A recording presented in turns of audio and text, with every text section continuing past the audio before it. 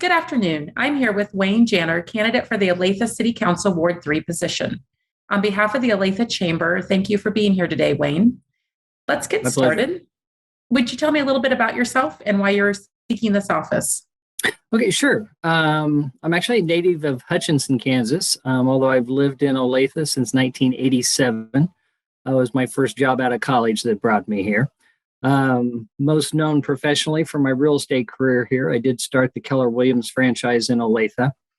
And I want to serve. And actually, that has kind of been the pattern of my life over the last 10 years. I've been semi-retired since 2012.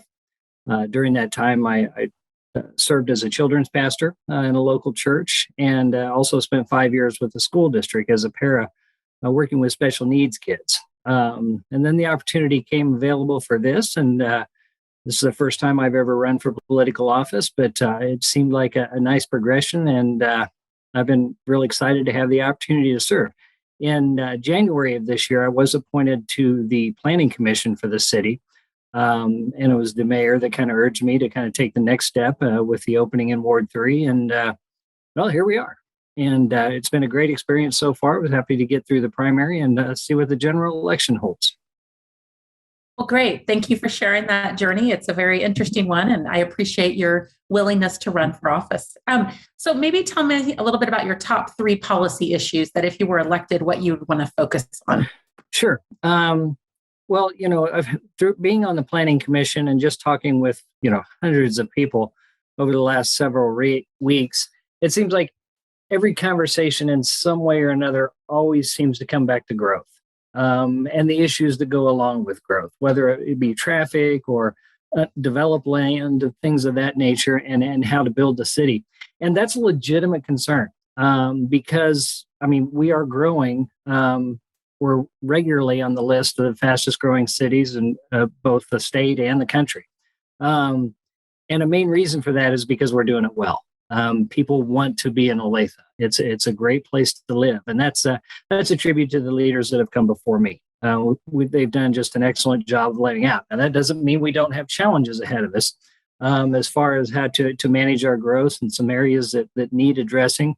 But everything seems to come back to that. And I think what we need to do is, I think new blood on the council is helpful, new blood into public service, because I think we should raise the bar. As well as we have done, we need to continue setting those standards even higher, and preserving, the natural beauty of our country and our community, and also the development that goes in, and having a nice mix of development that keeps our city looking nice and creates a wide tax base. So we don't have to constantly be increasing taxes on the residents in Olathe, and really try to do that and manage all the issues that come along. And they're case by case. I've learned that on the Planning Commission, that everything that comes through, we need to invest the time into looking in detail on each specific project and make sure it's the right place, the right time, the right project to move forward, wherever in the city it might be. So that would be probably the first thing that comes up on the list. The second thing that comes up on the list is my support for the police department. When I see what's going on around the country, I'm shaking my head. I don't understand on a lot of levels. We are a country that is based on law and order. It matters. People want a safe community. And I have spoke with local law enforcement people, and my message was I want to be a council person that has your back. What do you need? And that's kind of the attitude that I want to have on there. That I want to be a supporter of the police department to make it easier. I see what police officers and their families are going through, and it's heartbreaking. And we need to have a strong police force. It's what makes our community safe, and it's one of the great parts about our city and what we can do. Probably third on the list is housing and how we address that. There's a lot of concerns around housing, obviously with the growth and the things that go along with that. I hear all the time that people are tired of seeing apartments going up on every corner. That's legitimate concern. As being a realtor for 25 years, home ownership is important to me. I don't know what every answer is, but I know we do need to bring all the voices to the table to talk about it, from developers, builders, city representatives, and what can we do to promote home ownership as in a greater fashion than we do now in development of the city. I'm not saying that apartments are 100% bad. There are places where, they make sense.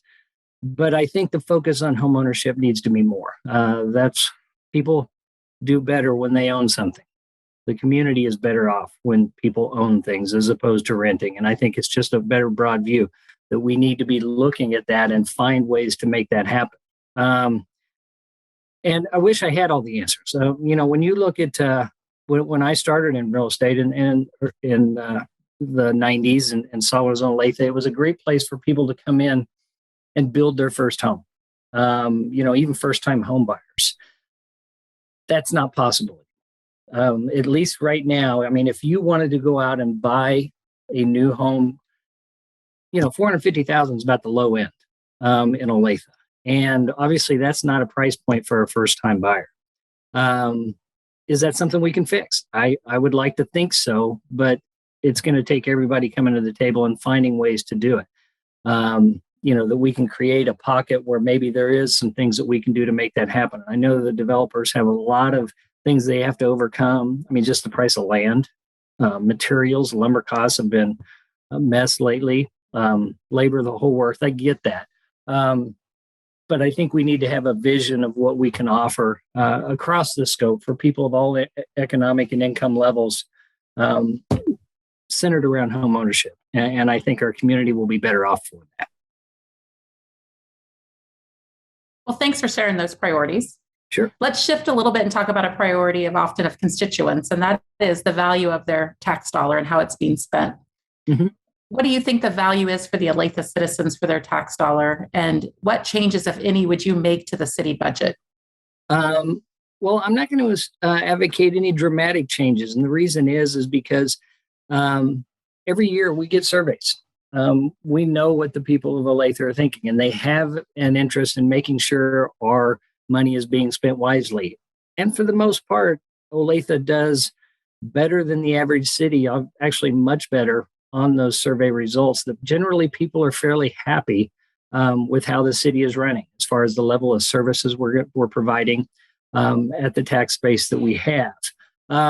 That doesn't mean that there aren't things that could be done better to ease the tax burden on people. And a lot of those aren't city issues. A lot of those are state issues. For example, in the most recent legislature, there was it didn't quite get through, but there was legislation talking about freezing property taxes on senior citizens. They're under a certain income level.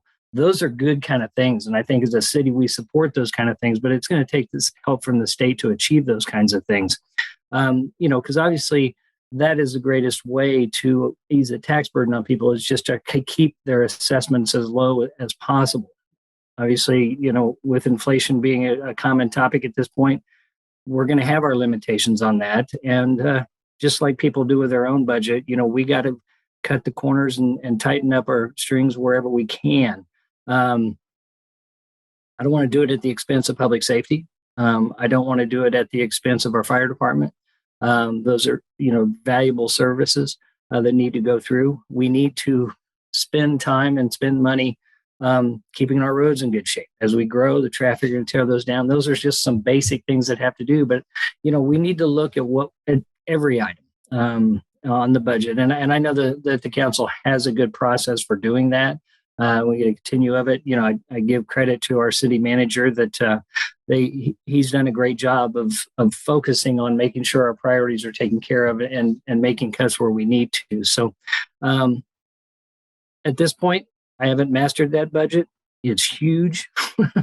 I look forward to the learning curve and getting into that more. But fiscal responsibility is imperative and not being wasteful. So that's that. With your real estate background, you understand the importance of economic development and growth. Olathe has experienced over the last 20 years one of the fastest growing communities in Johnson County. How would you help continue that high quality growth in Olathe? And what role, if any, do you believe the city plays in that economic development to bring jobs and capital investment to Olathe? Well, sure. Well, the thing is it's bigger than Olathe is the most part, is the biggest part of it. We're actually, the influence of Johnson County as a whole is excellent across the country, and people know about it. So, we do piggyback on a lot of that. There's not a whole lot that the city can do to change that, but just to gather in that and help enhance that with the other communities in the area and continuing that. And quite frankly, we're not in a position where we need dramatic change because we are handling the growth pretty well now. And we do have a good, diverse mix coming into our community, both at all levels, both commercial, warehousing, retail, as well as residential development. We're doing fairly good, and we need to continue that. And a lot of that is just, a lot of things that we've already referred to is, the city, if our power, what we can do in the city is those high level of city services. Because if that breaks down, somehow it's not going to look like such an attractive of an option. And, I think as far as a city, that's our responsibility to keep that high, keep our communities safe. And that's the kind of thing that's going to attract outside interest. Okay, great. Let's talk about what do you think are the three greatest opportunities or challenges for the Olathe economy in the next 10 years? And how would you capitalize on those? Well, as far as opportunities, challenges, economically, there are some areas in town that we need to address, and which is all kind of ties into the whole growth and development and the whole thing.